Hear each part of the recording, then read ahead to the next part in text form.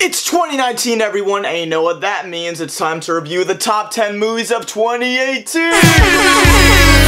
But in all serious though, hello everyone, welcome to my video of my top 10 favorite movies of 2018. And you know what? It's been a pretty good year of movies. We've had movies that made people laugh, movies that made people cry, so in my book, that's pretty much everything. But overall, I think this was a really good year for movies, and I'm very excited to deliver to you my top 10 favorite movies of this past year. And for those of you who can't figure out what this video is going to be based on the title, this is going to be my top 10 personal favorite 10 movies of 2018. These movies are non-documentaries and that were theatrically released, and yes, there are some Netflix movies that were on this list, but those Netflix movies had to be theatrically released. And of course, this is not the definitive worldwide ranking of these movies. No, these are just my personal top 10 favorite movies of this past year. You can have different movies, and you know what? That's okay, because you're your own person and I am me, and we have different ideologies and different personalities. And of course, I did not see every single movie that came out this year, including these movies. I'm gonna see these movies. They are probably gonna be somewhere high on this list. For all I know, after I see these movies, they could be in my top 10. But as of this recording right now, of this date of filming, I have not seen these movies, so this list may change. And this past year, I saw a record-breaking, at least from me,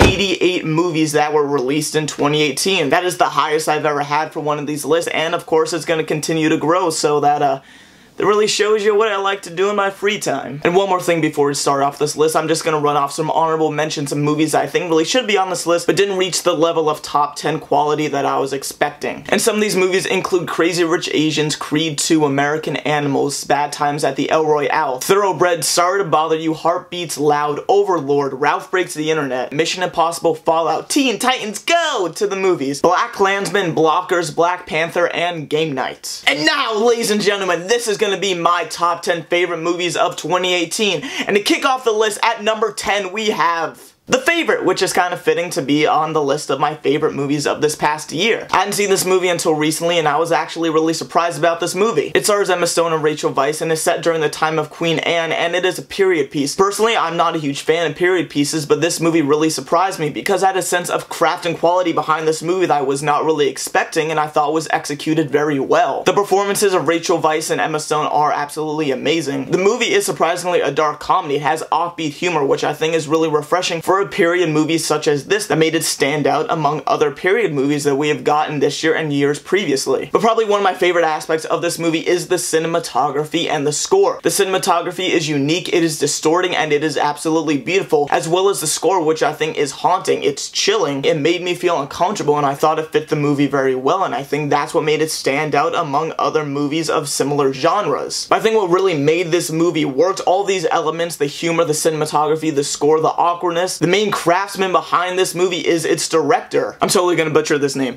Yorgos Lanthimos. I did not say that correctly. I'm sorry if for some reason you're watching this and I missaid your name, but I think he was the real glue that held all this uniqueness and style in this movie together, and is what really made me appreciate this movie a lot more than I expected to or even wanted to. Coming in at number 9, we have the big, bad, biggest movie of this entire year, Avengers Infinity War. This spot was actually gonna go Black Panther if I filmed this video like a week or two ago, but then after further thinking, I just became more and more impressed with Avengers Infinity War than I was with Black Panther, which sadly made that drop out of the top 10 and put Avengers Infinity War on this list. Because the more and more that I watch Infinity War, and the more and more I think about it, I am just so impressed. I'm amazed by this movie that it worked. This movie is a full-blown epic. It has a massive scale. There's so many characters, there's so much happening that I have to applaud the Russo brothers for actually making all of this work. For a 2.5 hour movie, this movie is never not entertaining. It is funny. It delivers on the action, and it features so many characters that we have loved for over 10 years that we have grown with that make us love this movie even more. I guess the reason why this movie isn't higher on the list is because the movie does cheat by having previous characters that we've known in these past movies not have that much introduction or development in this movie, but since I guess I've just been a fanboy of this entire series, it still worked for me and I totally accepted it. I just love how all these characters are interacting with each other, something we have never experienced before, because I'm still surprised that in a 19th film in a series like the Marvel Cinematic Universe, they come out with a movie like Avengers Infinity War that is still as refreshing and as new as ever. Coming in number 8 next on our list is probably the front runner of the Oscars, and that is A Star is Born. There has been so much hype around this movie, and yes, I kind of fall into that because, yeah,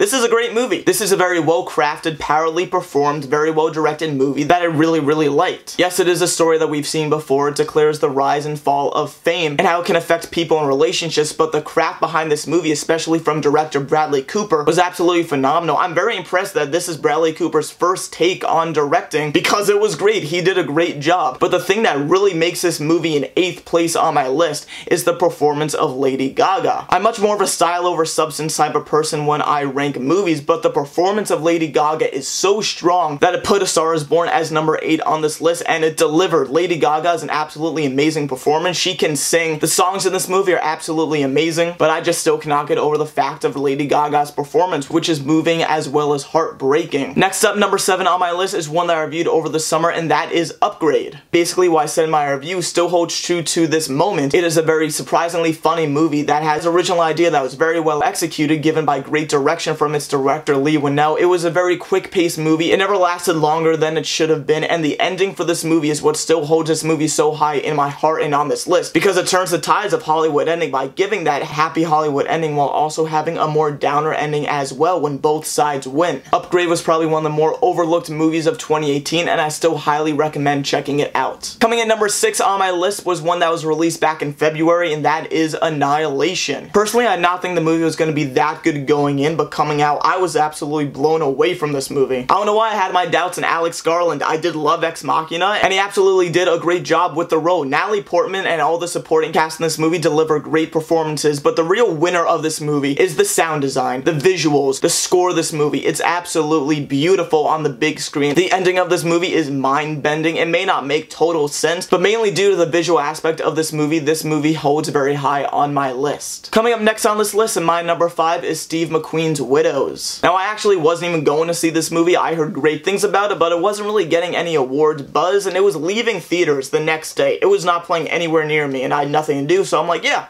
I'll go see it, and I'm very thankful I did, because this is a very unique movie that worked on many different levels. Because this is a heist movie. We have seen heist movies before. I really like heist movies, but it also has a more somber, dramatic, artistic turn that I really have to thank Steve McQueen for being able to balance. The acting in this movie is absolutely phenomenal. Widows has an all-star cast of Viola Davis, Liam Neeson, Robert Duvall, Michelle Rodriguez, and Colin Farrell, and so many more. Everyone in this movie absolutely kills it in their roles. Oh, and Daniel Kaluuya, who is absolutely horrifying in this movie. He plays a fantastic villain who I might say really knows how to freak people out with just his eyes. Good for Daniel Kaluuya being in 2 movies in the past 2 years on my top 10 list, so good for you, Daniel. But Widows is able to balance something we've seen before in a heist film, but given its amazing directing from Steve McQueen, offers something much more mature that I wasn't expecting in Widows, and also the movie, the cinematography, is beautiful. Next up on my list, number 3 is a movie I reviewed over the summer, and that is 8th Grade. If you remember my review back in the summer, 8th Grade, basically, I love the script. Bo Burnham is the key to this movie. His direction, his writing is absolutely phenomenal in giving us this very realistic take on 8th Grade. I was once in 8th grade, I remember the awkwardness of it, and Elsie Fisher as the main girl absolutely knocked it out of the park because she was this character. I felt like everything she went through, I went through. I felt what she felt, the awkwardness, the horrifying moments. 8th Grade is a very realistic take on the titular time period, and I think that due to Bo Burnham, this movie still holds up very well and is a very down-to-earth piece that can't be replicated very often. We're getting closer now. Here at number 3, we have Searching. Yeah, remember Searching? It was a little movie that came out at the end of summer that basically took place on people's computer screens, TV monitors, news broadcasting, and people's phones, and it starred John Cho. Now, as I've said several times in this movie, I love a good mystery in a movie. I like trying to figure out who done it. Where's this person go? What is the cause of this mystery in this movie? And Searching was that. It was a mystery movie. Where did John Cho's daughter go? So on that aspect, I was just really invested and interested in this movie, but at the same time, I was wowed by the technical skill behind this movie of having such a compelling story portrayed only on technology that we are so used to. It is a very unique way that would make a story that we have all seen before, while still interesting, makes it even more interesting by making it something unique that we haven't really seen before in movies. We saw it before in 2015's Unfriended, but that movie didn't really have a compelling story. Well, this one absolutely did, and a phenomenal performance of John Cho as the main dad. bad. Coming up at number 2 on this list is actually the movie that made me delay this video so much because I said I would not do this video unless I saw this movie, and that movie was Spider-Man Into the Spider-Verse. When I saw the first trailer, I was not thrilled by this movie because it was just weird. It is another Spider-Man movie that is animated, stars a Spider-Man we don't really know, and I wasn't really into it, but it did have the mind of Phil Lord behind it from movies that I love. The Lego Movie, 21, 22 Jump Street. All those movies take ideas we've seen before and divert our expectations, and in Spider-Man, that movie repeats itself by having something that I just could not believe of how much I love this movie. Yes, it is a Spider-Man movie. We have seen Spider-Man movies before, but I think because it takes several different elements, it is animated, it has a new Spider-Man at the helm, and has such a bizarre to-the-wall idea of having all these different Spider people come into one universe and work together. It is an absolutely hilarious movie. It was extremely heartfelt. I was actually surprised of how much emotion and heart was in this movie. It is the most down-to-earth, realistic Spider-Man movie out of all 7 Spider-Man movies, which is surprising because it is animated. And I think the animation is another element of this movie that makes it work so well. The animation in this movie is absolutely beautiful. I was so surprised of how compelling the story was and how unique the animation could be. There are characters that are a completely different type of animation, and it worked. And the comedy in this movie too is really funny. This is a very funny movie, and what I loved about this movie is that the comedy wasn't the forefront of this movie. It is a superhero movie first, it is a hero story, and behind that is the comedy. And since the comedy, when it was there, was very strong, it made it work so much better. For all I know, this could be number 1 on my list further down the road. I'm putting it as number 2 right now because I've only seen it once, and that was just yesterday of this recording. So for all that I know, on a second viewing, my position could change on this movie, but as of right now, this is a number 2 movie on my list. Here it is, folks, number 1, the best movie of 2018. What do you guys think it is?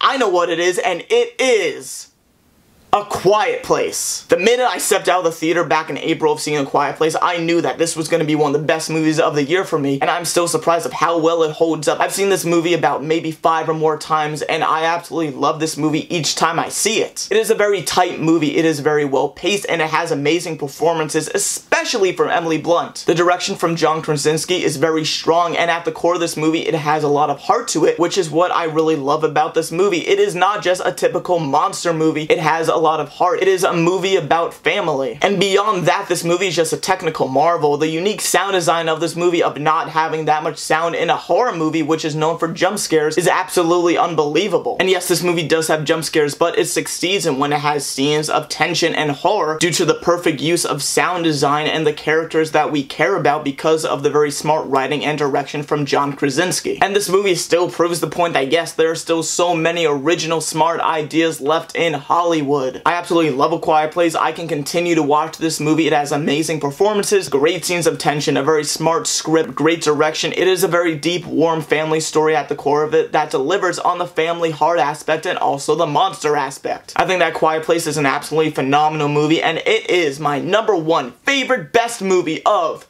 2018. So that's my list for 2018. What do you guys think? Have you seen these movies? Have you not seen the movies? Do you have your own list? With everything, you put the comments below and maybe I'll read it, maybe I won't. Thank you as always for watching, and if you haven't, then click my last video right over here, and you can click my upcoming video right over here.